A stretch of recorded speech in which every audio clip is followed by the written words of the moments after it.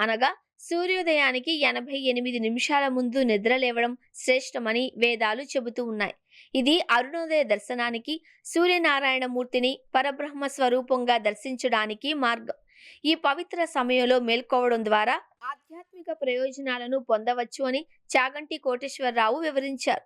సూర్యోదయం కాకముందే నిద్ర లేవడం వల్ల కలిగే అపారమైన ఆధ్యాత్మిక ప్రయోజనాలను ప్రముఖ ప్రవచనకర్త చాగంటి కోటేశ్వరరావు గారు వివరించారు.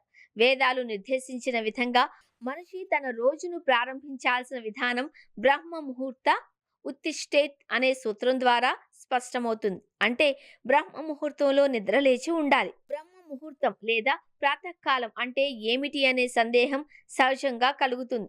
సూర్యోదయ సమయాన్ని పంచాంగం ద్వారా ఋషులు నిర్ధారిస్తారు.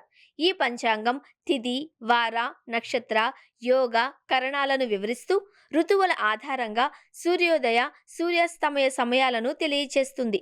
పంచాంగంలో పేర్కొన్న సూర్యోదయ సమయానికి సరిగ్గా 88 నిమిషాల ముందు నిద్ర లేవాలి.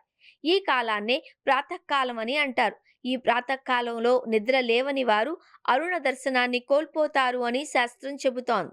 అరుణ దర్శనం అంటే సూర్య భగవాన్ని రథసారథి అయిన అరుణుడిని దర్శించడం. సూర్యనారాయణ మూర్తి తేజోమయంగా ఆవిష్కరించబడడానికి ముందు ఆయన సారథి అయిన అరుణుడు ఎర్రటి కాంతితో దర్శనమిస్తాడు. ఆ ఎర్రటి కాంతి బింబం కనిపించినప్పుడు మన తండ్రి సూర్యుడు వస్తున్నాడు అని భావించి దర్శనం చేయాలి. కొద్ది క్షణాల్లోనే ఆ ఎర్రదనం బంగారు కాంతిగా మారి సూర్య భగవానుడు జ్యోతిస్వరూపుడే దర్శనమిస్తాడు. నమః పూర్వాయ గిరియే పశ్చిమే గిరియే నమః, జ్యోతిర్గణానాం పతయే దినాధిపతయే నమః వంటి ఆదిత్య హృదయ శ్లోకాల ద్వారా సూర్యుణ్ణి బ్రహ్మ, విష్ణు, శివుల అంశ సంభూతుడిగా అపారమైన కాంతి పుంజంగా కీర్తిస్తారు.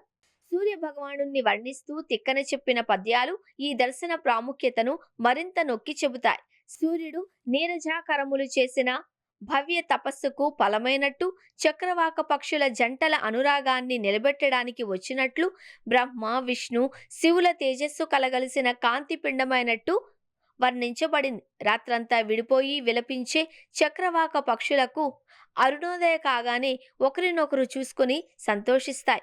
అలాగే నిద్రించే తామరలు సూర్యోదయం కాగానే వికసిస్తాయి. సూర్యుడు సకల జగాలకు కనులు తెరిపించేవాడు. హృదయ పద్మాలు వికసింపచేసి చేతులు నమస్కారం చేసేలా చేసేవాడు. కళ్లతో చూడగలిగే ఏకైక పరబ్రహ్మ స్వరూపమైన సూర్యుని ప్రాతకాలంలో దర్శించకపోవడం కృతజ్ఞతకు చిహ్నం. కృతజ్ఞజ్ఞాయ దేవాయ జ్యోతిష్యాం పతయే నమః అనే మంత్రం ఈ విషయాన్ని స్పష్టం చేస్తుంది.